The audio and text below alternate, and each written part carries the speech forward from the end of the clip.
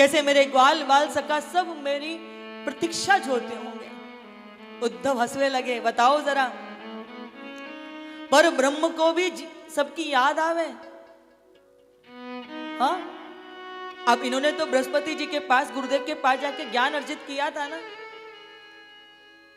जिस प्रकार से उन्होंने वो व्यंग भरी वाणी में कहा, कन्हैया को लगा इनके पास ज्ञान तो बहुत है परंतु प्रेम नहीं है।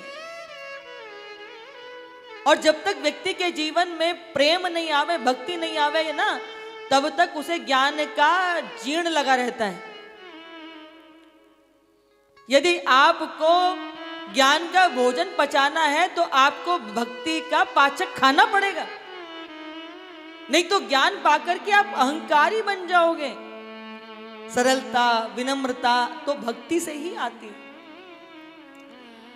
उद्धव को पाठ पढ़ा करके भेजा कि जाओ तुम मेरा संदेश ले जाओ, तुम जाकर के सिखाओ। उद्धव संदेश लेके पहुंच गए ब्रजवासियों के पास, और वो तो कन्हैया के अलावा किसी को जाना ही ना है। वो कहीं से बात करना भी पसंद ना करें, कहीं को देखे भी ना है। तो यहाँ कन्हैया कह रहे वो तुमको ना ही देखेंगी, तुम तो उत्तर ना ही देवेंगी, तुम मेरी काली कमरिया ओढ़ के जाओगे तब पहचानेंगे कि अरे याय के पास श्याम सुंदर की कमरिया कहाँ से आई, या कि मतलब याय कन्हैया ने भेजो है।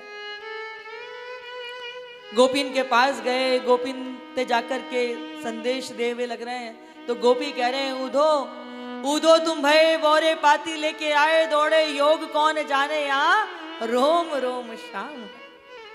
उदो मन रहे न 10-20, एक होतो सो गयो श्याम संग, अब को आदेश। आठों याम हमको कृष्ण सोही काम। भैया यहाँ प्रेम को संदेश लेकर के आए और प्रेम रस में आकर के ऐसे डूबे, कई महीने तक उन गोपिन के प्रेम में ही डूबे रहे, ज्ञान संदेश दे नहीं पाए। क्यों? इन गोपिन की अवस्था ऐसी, सारी गोपियां घेर के राधा रानी को खड़ी हैं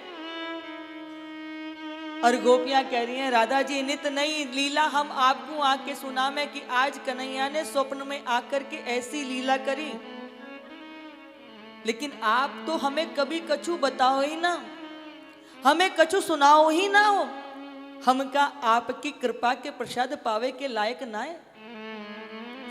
राधा जी अपने आसन से खड़ी हो गई, हाथ जोड़ लिए, पैरन में हाथ लगावे लगी, ऐसो मत बोलो, ऐसो मत कहो, अरे तुम तो बहुत भाग्यशालिनी हो, तुम्हें रात में नींद आवे, नींद में लाला के सपने दिखाई दे। मैं तो इतनी अभागिन हूं कि जब तक कन्हैया यहाँ से गए इन बैरन आखन में नींद ही ना आई है, और जब नींद ही ना आई तो सपने कहाँ से देखूं, और जब सपने देखूं ही ना तो तुम्हें बताऊं कहाँ, मेरी आंखन में नींद ही नहीं आई। अब कल्पना करो कि कन्हैया को गए हुए कितनो समय है वो, हमें एक रात ढंग से नींद ना आवे ना तो शरीर अनमना हो जावे, और 2-3 दिन मत सो के देखियो तो ऐसा लगेगा जैसे अशक्य हो गए, बीमार पड़ गए, दिमाग काम करना बंद कर देवे। और यहाँ राधा जी कितने समय से सपने पश्यंती या कांता धन्यस्ता सखी योषिता अस्माकम तु गते कांता गता निद्रा पे वैरणी।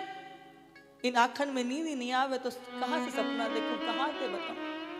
उद्धव जी ने जब ये सुना ना तो चरणों में ढेर हो गए, गोपियों को प्रणाम नहीं किया, गोपियों के चरणों को प्रणाम नहीं किया, गोपियों के चरणों की रेणु को प्रणाम कर रहे हैं। वंदे नंद ब्रजस्त्री नाम पाद रेणु मभीक्षण सा यासाम हरित कथोद्गीतम पुनाति भुवंत्रयम। कि हे पर ब्रह्म, हे जगदाधार, हे जगत नियंता, हे जगत के पालक, मैं आपके चरणों में प्रार्थना करता हूं कि मेरे जीवन का कोई सत्कर्म होवे तो आप मुझे ब्रज में मनुष्य बना देना, मेरे मनुष्य जैसे कर्म ना हो में तो आप मुझे पशु बना देना, और पशु जैसे भी मेरे कर्म ना हो में तो मुझे सूखी घास का एक तिनका बना देना, पर मुझे वास ब्रज का ही देना। ये प्रार्थना कौन कर रहे हैं? ये प्रार्थना कर रहे हैं उद्धव, जो स्वयं बृहस्पति जी के शिष्य हैं। ये ब्रज में जो वास मिल रहा है ना बंधुओं, ये साधारण नहीं है।